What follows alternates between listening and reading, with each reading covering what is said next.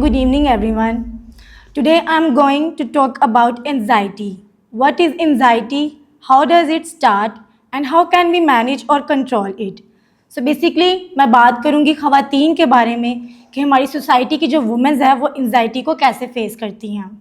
हम में से तकरीबन हर किसी ने अपनी ज़िंदगी में किसी न किसी मोड़ पे एंजाइटी को फेस किया है। एंजाइटी यानी बेचैनी, बेसुकूनी, दिल का तेज़ी से धड़कना और हर वक्त किसी अनजाने खौफ में मुब्तला रहना। हमारे माशरे की ख़वातीन की ज़िंदगी वैसे ही एक मुकम्मल कुर्बानी का नाम है। कभी माँ, कभी बहन, कभी बीवी और कभी बेटी के रूप में हम हमेशा दूसरों के लिए जीती हैं। लेकिन जब अपने अंदर झांकते हैं तो एक खामोश चीख सुनाई देती है। इसे एंजाइटी कहते हैं। ये वो वक्त होता है जब आपका दिल आपसे कहता है कि मैं टूट रहा हूँ और आपका माइंड आपसे कहता है कि शायद कुछ गलत होने वाला है और आपकी बॉडी भी जो है थक जाती है। एंजाइटी के दौरान आप फिज़िकली तौर पे भी थक जाते हैं। लेकिन याद रखें, ये कैफियत हमेशा के लिए नहीं है। एंजाइटी कोई कमज़ोरी नहीं, बल्कि ये हमारी ज़िंदगी में एक अलार्म की तरह है जो हमें बताता है कि अब हमें रुक कर ख़ुद को संभालने की ज़रूरत है। ये वक्त हमें इस चीज़ का एहसास दिलाता है कि अब हमें ख़ुद से प्यार करना है। सो क्वेश्चन ये है कि एंजाइटी शुरू क्यों होती है। फर्स्ट पॉइंट है स्ट्रेस, ज़हनी दबाव। जब हम रोज़मर्रा के मसाइल, काम, तालीम या ताल्लुकात के दबाव में आ जाते हैं तो उसकी वजह से हमें एंजाइटी शुरू होती है। जब हम अपने आप को, अपनी बॉडी को इतना बिजी कर लेते हैं, खुद को रेस्ट, रिफ्रेशमेंट नहीं देते, तो उसकी वजह से हम एंजाइटी का शिकार होते हैं। सेकेंड पॉइंट है नेगेटिव थॉट्स, मनफी सोचें।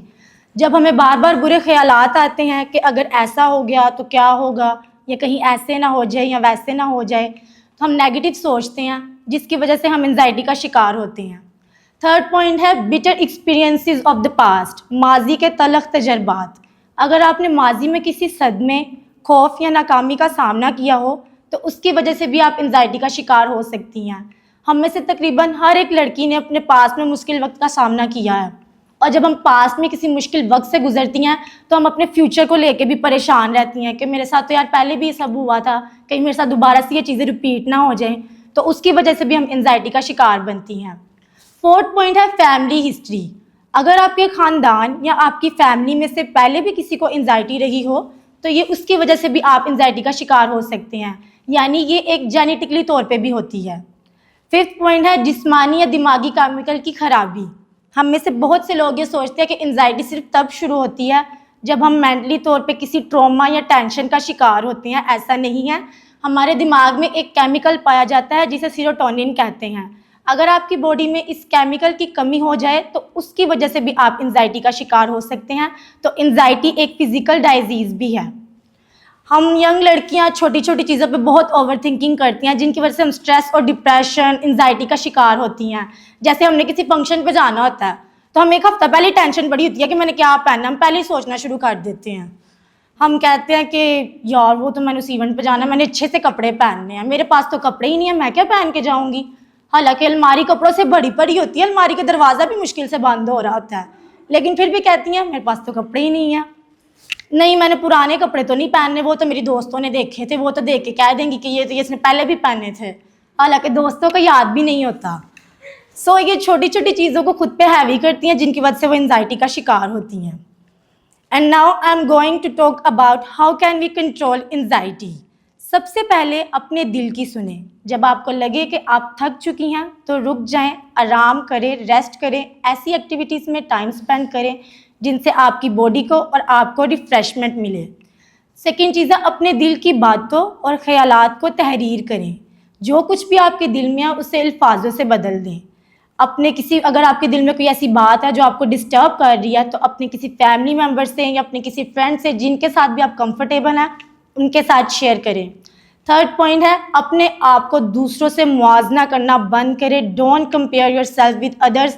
हम लड़कियों में ये चीज़ बहुत ज़्यादा कि हम अपने आप को दूसरों से कंपेयर करती हैं कि यार वो तो मेरे से ज़्यादा प्यारी है, रामीन के तो इंस्टाग्राम पे मेरे से ज़्यादा फॉलोअर्स हैं, लोग तो उसको ज़्यादा पसंद करते हैं, सिल्विया तो मुझसे ज़्यादा पतली है, जब वो कुछ पहनती है उसको तो अच्छा लगता है, मैं तो आलू लगती हूँ। ऐसे मत करें, खुद को लेट डाउन मत करें, कमतर मत समझें, और ना ही किसी दूसरे इंसान को इस बात का मौका दे कि कोई आपको लेट डाउन करे। अगर कोई इंसान आपसे किसी लिहाज में बेहतर है तो दूसरों को अप्रिशिएट करें, उनसे जेलस और हसद मत करें, अपनी ज़िंदगी को पॉजिटिव तरीके से इंजॉय करें। फिफ्थ पॉइंट है, अपने इमोशंस का खुल के इजहार करें। अगर आप ये मत सोचें कि इमोशनल होना कोई कमज़ोरी है, इमोशनल होना कोई कमज़ोरी नहीं बल्कि ताकत है। मत सोचें कि लोग क्या कहेंगे, कि तो ये तो बहुत सेंसिटिव है, ये तो छोटी छोटी चीज़ों पर रो देती है। अपने इमोशंस का खुल के इजहार करें, जो कुछ भी आपके दिल में आप अपने किसी भी क्लोज फ्रेंड के साथ शेयर करें।